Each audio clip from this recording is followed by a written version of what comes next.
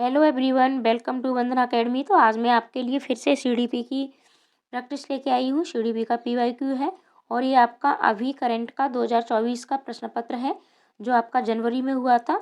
तो इसे हम सॉल्व करेंगे और आप ज़्यादा से ज़्यादा पीवाईक्यू लगाएं, ज़्यादा से ज़्यादा आप एनसीईआरटी पढ़ें जिससे आपका सीटेट पहली बार में ही क्लियर हो जाए। आप अपनी तैयारी करते रहें, पूर्ण मेहनत एवं लगन के साथ अपनी तैयारी करें। तो चलो प्रश्नों को देखते हैं। अगर आप चैनल पर नए हैं तो चैनल को सब्सक्राइब भी अवश्य कर लें। प्रश्न है आपका, कक्षा में खेल प्रतियोगिता में हिस्सा लेते समय तनुज अपने दोस्त से कहता है कि वह भाला फेंकने में हिस्सा लेगा और रस्सी कूदने में उसकी बहन हिस्सा ले सकती है क्योंकि वह एक लड़की है और लड़कियां भाला नहीं फेंक सकती।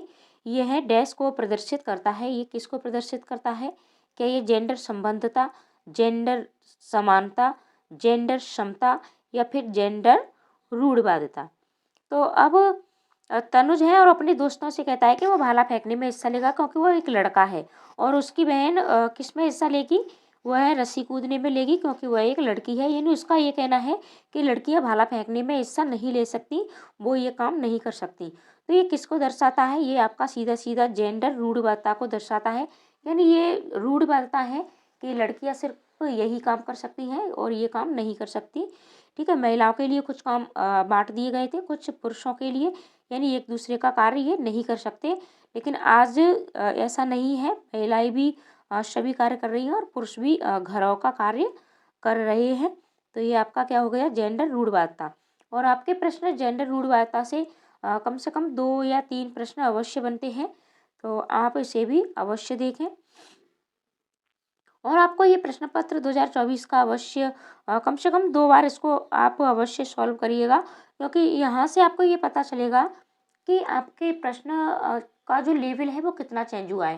ठीक है, सिलेबस चेंज नहीं होता है, नहीं हुआ है अभी तक। आगामी जो सीटेट होगा वहाँ आपका सिलेबस भी चेंज होने जा रहा है।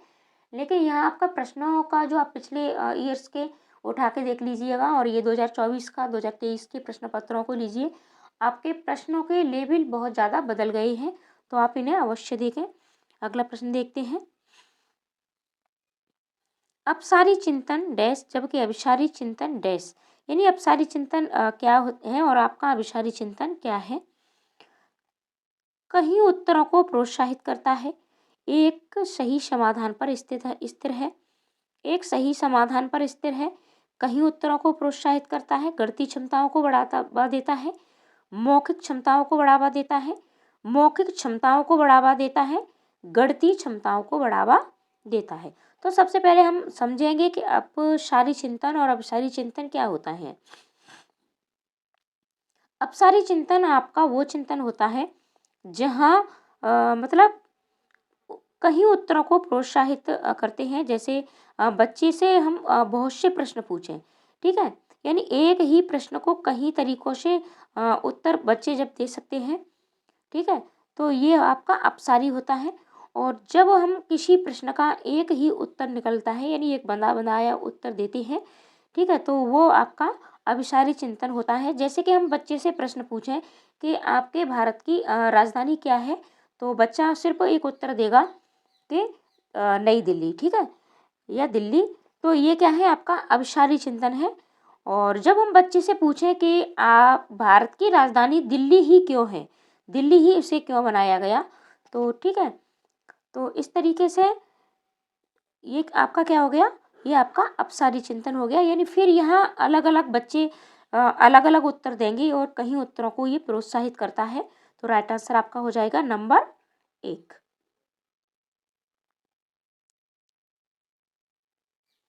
अगला प्रश्न देखते हैं।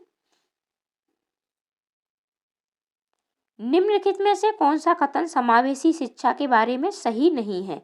यानी समावेशी शिक्षा के बारे में आपका नहीं पूछा है। समावेशी शिक्षा से भी आपके प्रश्न बनते हैं। आपको वीडियो मिल चुकी है और आप उसे अवश्य देखें। प्लेलिस्ट में जाके आपको सारी वीडियो मिल जाएंगी। आप प्लेलिस्ट अवश्य देखा करें चैनल की, वहाँ जाके सारी वीडियो आपको 1 बाय 1 मिलेंगी। चाहे आपको सीडीपी के पीवाईक्यू हो, सीडीपी की पेडागोजी हो, ईवीएस की एनसीईआरटी की क्लासें हों, यानी आपको सारी क्लासें वहाँ जाके मिलेंगी। समावेशी शिक्षण का अर्थ है ऐसे तरीकों से शिक्षण जो बहिष्कृत न करें, समावेशी शिक्षण का अर्थ है उस शिक्षा शास्त्र को अपनाना जो सभी शिक्षार्थियों की आवश्यकताओं का समर्थन करता है। एक समावेशी कक्षा भाषा शैली में अंतर को समायोजित करती है और सहयोग को बढ़ावा देती है। निश्चित पाठ्यचर्या और मानक मूल्यांकन के आसपास ही एक समावेशी कक्षा का केंद्र होता है। तो राइट आंसर आपका क्या होगा? राइट आंसर आपका हो जाएगा नंबर 4, यानी निश्चित पाठ्यक्रम और मानक मूल्यांकन के आसपास ही एक समावेशी कक्षा का केंद्र होता है। अब बाकी के हम ऑप्शनों को देखते हैं। आपसे पूछा क्या था? आपसे पूछा था, नहीं पूछा था कि समावेशी शिक्षण का अर्थ है यानी ऐसे तरीकों से शिक्षण जो बहिष्कृत ना करें। ठीक है, अब बहिष्कृत नहीं होने चाहिए। ठीक है, तो ये आपका राइट आंसर है। समावेशी शिक्षण का अर्थ है कि उस शिक्षा शास्त्र को अपनाना जो सभी शिक्षार्थियों की आवश्यकताओं का समर्थन करता है। अब समावेशी शिक्षा है तो आपको सभी शिक्षार्थियों की आवश्यकताओं का समर्थन करना है, तो ये भी आपका सही हो गया। ठीक है, और एक समावेशी कक्षा भाषा शैली में अंतर को समायोजित करती है और सहयोग को बढ़ावा देती है, यानी सहयोग को बढ़ावा देनी है और प्रत्येक बच्चे की जो भाषा है, ठीक है, वो अलग अलग होती है, तो इसको समायोजित करना है। तो ये भी राइट आंसर है आपका। ठीक है, तो अब आपके ये तीनों सही हैं, तो इसीलिए ये तीनों आपके क्या हो गए? ये तीनों आपके आंसर नहीं होंगे क्योंकि आपसे नहीं पूछा है। तो नहीं पूछा है आपसे, तो राइट आंसर आपका हो जाएगा नंबर 4। ठीक है, यानी निश्चित पाठ्यक्रम आपको नहीं देखना है और मानक मूल्यांकन भी नहीं देखना है। जहाँ भी बात निश्चित पाठ्यक्रम को पूरा करने की आती है वो आपके निगेटिव पॉइंट होता है, ये आपका कभी भी सही नहीं हो सकता है। अगला प्रश्न है आपका, अभिकथन है आपका, शिक्षार्थी जो पहले से जानते हैं उसके आधार पर अपने ज्ञान का निर्माण करते हैं। ये आपका बिल्कुल सही है, यानी एक बच्चे होते हैं तो ऐसा नहीं है कि बच्चे बिल्कुल कोरी स्लेट की तरह आपके स्कूल में आते हैं। वो पहले से उनको बहुत सारा ज्ञान होता है। ठीक है, लेकिन सिर्फ शिक्षक को क्या है कि उसको समायोजित करना होता है, पैटर्न ढूंढना और पिछले ज्ञान के साथ जुड़ाव बनाने से शिक्षार्थियों को जानकारी को सार्थक रूप से संसाधित करने में मदद मिलती है। ठीक है, या फिर आपने जो पढ़ाया है बच्चे को, ठीक है, बच्चे यानी ज्ञान बच्चे को दो तरीके से होता है। कुछ बच्चे अपने आप से ज्ञान का निर्माण करते हैं और कुछ आपने उसे जो पहले से बताया है फिर उसके आगे आप उसको क्या पढ़ाना चाहते हैं। तो शिक्षार्थी जो पहले से जानते हैं उसके आधार पर अपने ज्ञान का निर्माण करते हैं और पैटर्न ढूंढना और पिछले ज्ञान के साथ जुड़ाव बनाने से शिक्षार्थियों को जानकारी को सार्थक रूप से संशोधित यानी संसाधित करने में मदद मिलती है, और ये भी आपका बिल्कुल सही है, यानी आपके अभिकथन और कारण दोनों ही सही है और जो कारण है वो भी आपके अभिकथन को व्याख्या करता है। तो राइट आंसर आपका हो जाएगा नंबर 1। ए और आर दोनों सही है और ए आर की व्याख्या करता है। अगला प्रश्न है आपका,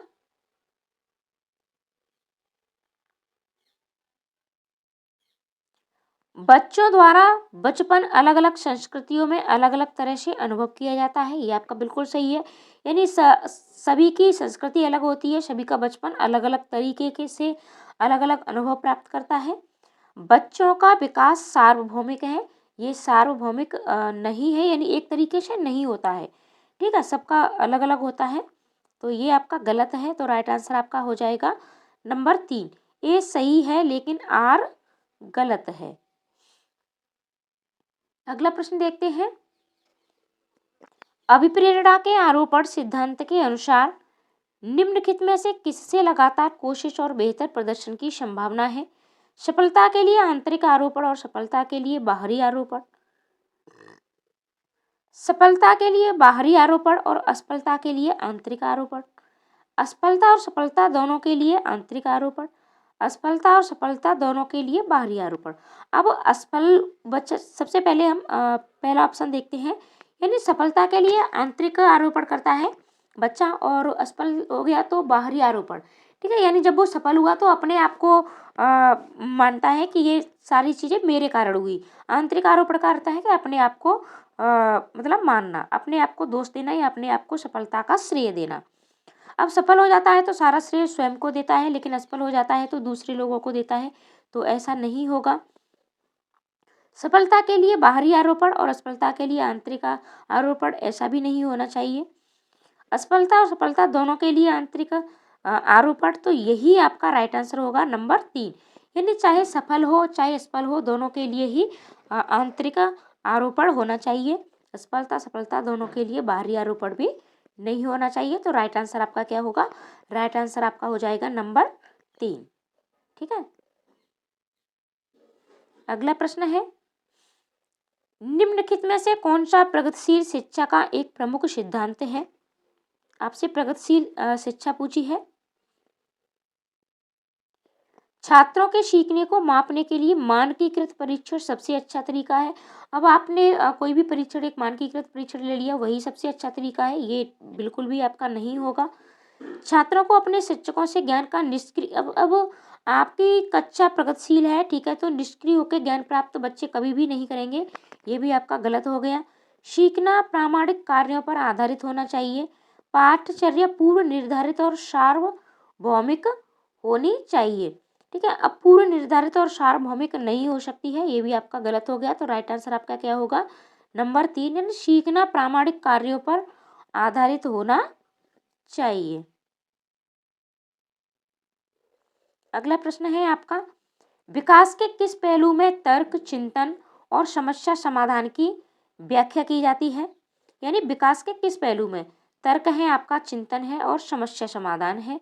तो सामाजिक विकास, संज्ञानात्मक विकास, नैतिक विकास या फिर गतिक विकास। तो राइट आंसर आपका क्या होगा? राइट आंसर आपका हो जाएगा संज्ञानात्मक विकास। यानी बच्चे जब संज्ञान के द्वारा, ज्ञान के द्वारा किसी भी चीज को सीखते हैं, ठीक है, तो और ये सारी चीजें तर्क, चिंतन और समस्या समाधान, ये सारी चीजें बच्चे किस में सीखेगा? ये संज्ञानात्मक विकास में सीखता है, यानी इससे उसका संज्ञानात्मक विकास भी होता है। अब नैतिक नैतिक विकास में तर्क और चिंतन की कोई भी आवश्यकता नहीं है, सामाजिक विकास में भी नहीं है, गतिक विकास में भी नहीं है।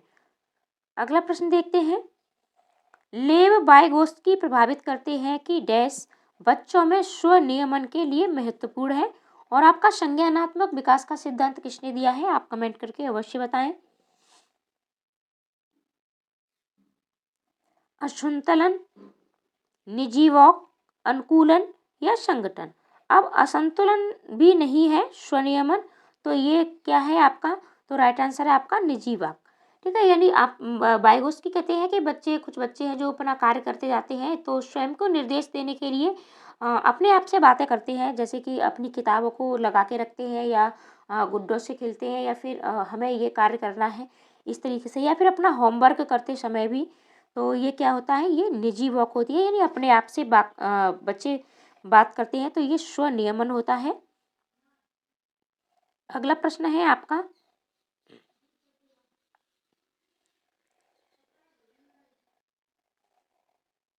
लॉरेंस कोलबर्ग के नैतिक विकास सिद्धांत में बच्चे कार्यों को उनके परिणाम के आधार पर अच्छा या बुरा समझने से इस समझ पर पहुंचते हैं कि नियम और कानून नम्य है और बदले जा सकते हैं।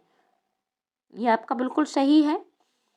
लॉरेंस कोहलबर्ग का तर्क है कि नैतिक विकास क्रमिक रूप से चरणों में होता है।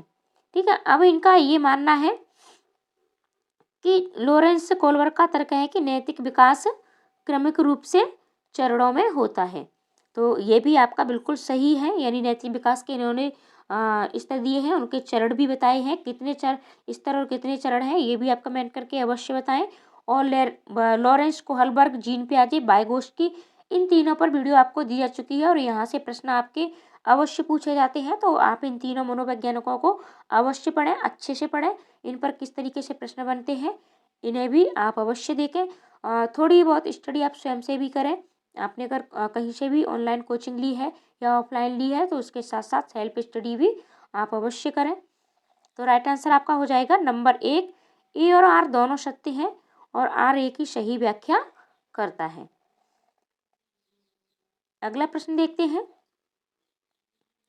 हार्वर्ड गार्डनर के बहुबुद्धि के सिद्धांत के अनुसार निम्नलिखित में से कौन सा सेट बुद्धि और उसके संबंधित विशेषताओं के सही मेल का प्रतिनिधित्व करता है? ठीक है, यानी इन्होंने बहुबुद्धि का सिद्धांत दिया था जैसे संगीतकार में अलग तरह की बुद्धि होती है और लेखक में, ठीक है, इस तरीके से। तो इसमें कौन सा आपका जोड़ा सही है, ये आपको देखना है। अंतर्वैयक्तिक, दूसरों को समझने और उनके साथ संबंध स्थापित करने के कौशल। तार्किक, गणितीय, नृत्य या क्रीड़ा संबंधी क्षमताएं। संगीत में प्रदर्शन या रचना करने के कौशल। स्थानिक प्राकृतिक वातावरण की सराहना करने के कौशल।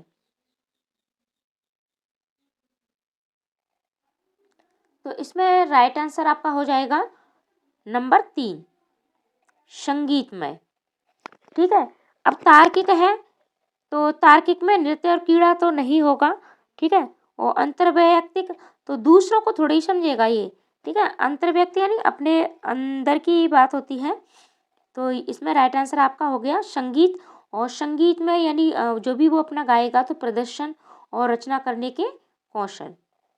अगला प्रश्न है आपका, निम्नलिखित में से कौन सा कथन अधिगम के बारे में सही नहीं है, आपको नहीं पूछा है। अधिगम शिक्षार्थी के पूर्व ज्ञान पर निर्भर रहता है। अधिगम का तात्पर्य पूर्व वैचारिक स्कीम के पुनर्गठन से है। अधिगम सामाजिक क्रिया द्वारा संसाधित होती है। अधिगम एक प्रक्रिया नहीं अपितु एक उत्पाद है। तो राइट आंसर आपका हो जाएगा नंबर 4, क्योंकि आपसे नहीं पूछा है। अधिगम एक प्रक्रिया नहीं मानी है उसने क्या माना है, एक उत्पाद माना है। तो आपका कोई प्रोडक्ट नहीं है, ये उत्पाद नहीं है, कोई वस्तु नहीं होता है अधिगम। अधिगम क्या है, एक प्रक्रिया है और सामाजिक क्रिया के द्वारा भी संसाधित होती है और पूर्व वैचारिक स्कीम के पुनर्गठन से भी संबंधित है और शिक्षार्थी के पूर्व ज्ञान पर भी ये निर्भर होती है। तो ये आपके तीनों नहीं होंगे क्योंकि आपसे नहीं पूछा है। राइट आंसर आपका हो जाएगा नंबर 4। अगला प्रश्न देखते हैं।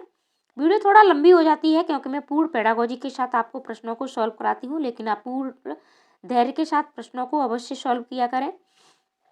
निम्नलिखित में से कौन सा कारक समस्या समाधान को बढ़ावा देता है? ठीक है, समस्या समाधान को बढ़ावा। अपसारी चिंतन, कार्यात्मक स्थिरता, निष्क्रिय अनुसरण, प्रतिक्रिया सेट।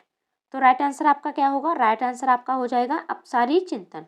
यानी बच्चा जब कई तरीके से सीखेगा तो समस्या समाधान को ये बढ़ावा देगा। निष्क्रिय जब बच्चा बैठा रहेगा तो फिर कैसे सीखेगा। और कार्यात्मक, जब स्थिरता ही आ जाएगी, स्थिर हो जाएगा, तब भी समस्या समाधान नहीं होगा और प्रतिक्रिया सेट से भी नहीं होगा। अगला प्रश्न देखते हैं। कोहलबर्ग के नैतिक विकास सिद्धांत के अनुसार किस स्तर पर बच्चे आत्म केंद्रित होते हैं और किसी कार्य को करने में अपना ही लाभ देखते हैं? यानी सिर्फ अपना लाभ देखते हैं। किस स्तर पर? पहले स्तर के पहले चरण में, पहले स्तर के दूसरे चरण में, पहले स्तर के तीसरे चरण में, तीसरे स्तर के 5वें चरण में। अब इन्होंने कितने चरण दिए हैं? 3 चरण दिए हैं, ठीक है। और प्रत्येक के 2-2 3 स्तर दिए हैं और प्रत्येक के 2-2 चरण हैं, ठीक है। तो इस तरीके से आपके 6 चरण हैं कोहलबर्ग के। और आप वीडियो अवश्य देखें इन पर जो भी हमने आपको दी है। तो राइट आंसर है आपका नंबर 2, यानी पहले स्तर के दूसरे चरण में। यानी बच्चे आत्म केंद्रित होते हैं और किसी कार्य को करने में सिर्फ अपना ही लाभ देखते हैं।